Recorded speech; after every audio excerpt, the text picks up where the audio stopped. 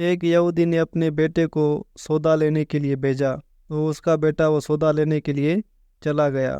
لڑکا راستے سے گزر رہا تھا کہ اس کی نظر حضور صلی اللہ علیہ وآلہ وسلم پر پڑی، اور حضور صلی اللہ علیہ وآلہ وسلم کی نظر بھی اس لڑکے پر پڑی۔ وہ وہیں بیٹھ گیا اور وہیں بیٹھا رہ گیا، اور بہت دیر ہو گئی۔ وہ یہودی کبھی اندر جاتا کبھی باہر آتا کہ لڑکا کہاں رہ گیا، ابھی تک نہیں آیا گھر پر۔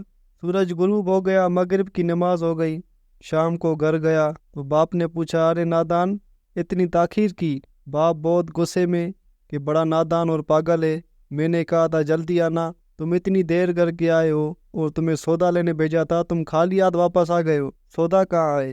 بیٹا بولا، سودا تو میں خرید چکا ہوں۔ باپ نے کہا، کیا پاگل آدمی ہو؟ میں نے تجھے سودا لینے بھیجا تھا، سودا تمہارے پاس ہے نہیں، اور کہتا ہے میں خرید چکا ہوں۔ بیٹے نے کہا، بابا یقین کرو میں سودا خرید آیا ہوں۔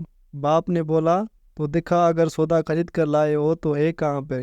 بیٹے نے کہا، کاش تیرے پاس وہ آنکھ ہوتی جو تجھے دکھاتا میرا سودا کیا ہے۔ میرے بابا، میں تمہیں کیا بتاؤں میں کیا سودا خرید کر لایا ہوں۔ باپ نے بولا، چل چھوڑ، رہنے دے۔ وہ یہودی کا اکلوتا بیٹا تھا، بہت پیارا تھا، اس لیے کچھ نہ کہا۔ وہ لڑکا روز حضور صلی اللہ علیہ وآلہ وسلم کی خدمت میں بیٹھنے لگا۔ کچھ دنوں بعد لڑکا بہت بیمار ہو گیا، اتنا بیمار ہوا کہ کمزوری اتنی ہو گئی کہ کروٹ لینا مشکل ہو چکی تھی، اور پھر قریباً مرگ ہو گیا۔ یہودی بہت پریشان ہو گیا، پھر بھاگا حضور صلی اللہ علیہ وآلہ وسلم کی بارگاہ میں اور بولا، آپ کے پاس میں آیا ہوں، آپ تو جانتے ہی ہیں میں یہودی ہوں، مجھے آپ سے کوئی اتفاق نہیں، مگر میرا لڑکا آپ کو دل دے گیا ہے اور قریباً مر گئے، آپ کو رات دن یاد کرتا ہے۔ کیا ممکن ہے کہ آپ اپنے اس دشمن کے گھر آ کر اپنے عاشق کو ایک نظر دیکھنا پسند کریں گے، یا یہ آرزو پوری ہو جائے گی کہ مرنے سے پہلے آپ کا دیدار کر لے؟ وہ کسی اور شے کی آرزو کر ہی نہیں رہا۔ آپ صلی اللہ علیہ وآلہ وسلم نے یہ نہیں فرمایا میں جاؤں گا یا نہیں جاؤں گا۔ آپ صلی اللہ علیہ وآلہ وسلم نے فرمایا، ابو بکر اٹھو، عمر آپ بھی اٹھو، علی آپ بھی اٹھو، چلے، عثمان آپ بھی آؤ، باقی جو بھی سب ہے چلے، آپ کے عاشق کا دیدار ہم بھی کریں۔ اپنا دیدار اسے دیتے ہیں، آخری لمحہ ہے، آنکھیں بند کرنے سے پہلے اسے ہم کچھ دینا چاہتے ہیں، چلو چلتے ہیں۔ یہودی کے گھر پہنچے تو لڑکے کی آنکھیں بند تھیں۔ حضور صلی اللہ علیہ وآلہ وسلم کا سراپا کرم ہی کرم ہے۔ لڑکے کی پیشانی پر آپ صلی اللہ علیہ وآلہ وسلم نے اپنا ہاتھ رکھا، لڑکے کی آنکھیں کھل گئی، جیسے زندگی لوٹ آئی ہو، جسم میں طاقت آ گئی۔ آنکھیں کھولی، رخ مصطفیٰ صلی اللہ علیہ وآلہ وسلم پر نظر پڑی، ہلکی سی چہرے پر مسکراہٹ آئی، لب کھل گئے، مسکراہٹ پھیل گئی۔ حضور صلی اللہ علیہ وآلہ وسلم نے فرمایا، بس اب کلمہ پڑھ لو۔ لڑکا اپنے باپ کا منہ تکنے لگا۔ وہ یہودی بولا، میرا منہ کیا تکتا ہے؟ ابو القاسم محمد بن عبداللہ صلی اللہ علیہ وآلہ وسلم جو کہتے ہیں کر لو۔ لڑکا بولا، یا رسول اللہ صلی اللہ علیہ وآلہ وسلم، میرے پاس تو کچھ بھی نہیں۔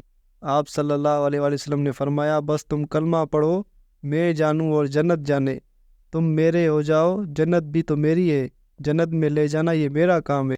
لڑکے نے کلمہ پڑھا، جب اس کے منہ سے نکلا محمد رسول اللہ، روح باہر نکل گئی، کلمے کا نور اندر چلا گیا، آنکھیں بند ہوئیں، لب خاموش ہوئے۔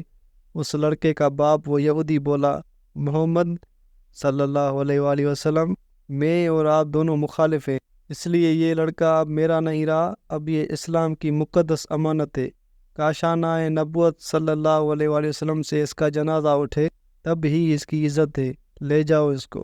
پھر آپ صلی اللہ علیہ وآلہ وسلم نے فرمایا، صدیق اٹھاؤ، عمر اٹھاؤ، عثمان آگے بڑھو، بلال آؤ تو صحیح، علی چلو، کندھا دو، سب اٹھاؤ اسے۔ آقا صلی اللہ علیہ وآلہ وسلم جب یہودی کے گھر سے نکلے تو یہ فرماتے جا رہے تھے، اس اللہ کا شکر ہے جس نے میرے صدقے سے اس بندے کو بخش دیا۔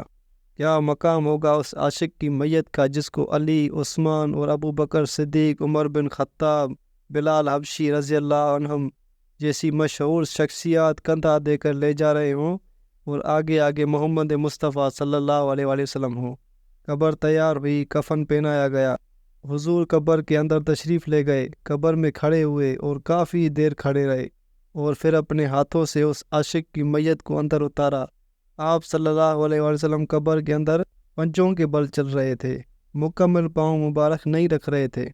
کافی دیر کے بعد آپ صلی اللہ علیہ وآلہ وسلم قبر سے باہر آئے تو چہرہ پر تھوڑی زردی چھائی تھی، تھکن محسوس ہوئی۔ صحابہ پوچھتے ہیں، یا رسول اللہ صلی اللہ علیہ وآلہ وسلم، یہ کیا ماجرا ہے؟ پہلے تو یہ بتائیے آپ نے قبر میں پاؤں مبارک مکمل کیوں نہیں رکھا؟ آپ پنجوں کے بل کیوں چل رہے تھے؟ تو حضرت محمد صلی اللہ علیہ وآلہ وسلم نے فرمایا، قبر کے اندر بے پناہ فرشتے آئے ہوئے تھے، اس لیے مجھے جہاں جگہ ملتی تھی میں پنجہ ہی رکھتا تھا، پاؤں رکھنے کی جگہ نہیں تھی۔ میں نہیں چاہتا کہ کسی فرشتے کے پاؤں پر میرا پاؤں آ جائے۔ پھر صحابہ نے پوچھا، آپ قبر کے اندر کیوں گئے؟ ہمیں کہتے ہم چلے جاتے۔ آپ صلی اللہ علیہ وسلم نے فرمایا کہ میں نے اس لڑکے کو بولا تھا نا تیری قبر کو جنت بناؤں گا، اب اسی قبر کو جنت بنانے قبر کے اندر چلا گیا تھا۔ تو پھر حضور صلی اللہ علیہ وسلم اتنے تھکے ہوئے کیوں ہیں؟ آپ نے فرمایا، تھکا اس لیے ہوں کہ فرشتے اور حوریں اس عاشق کے دیدار کے لیے آ رہے تھے اور میرے وجود سے لگ لگ کر گزر رہے تھے، اس کی وجہ سے تھک گیا ہوں۔ السلام علیکم ورحمۃ اللہ وبرکاتہ۔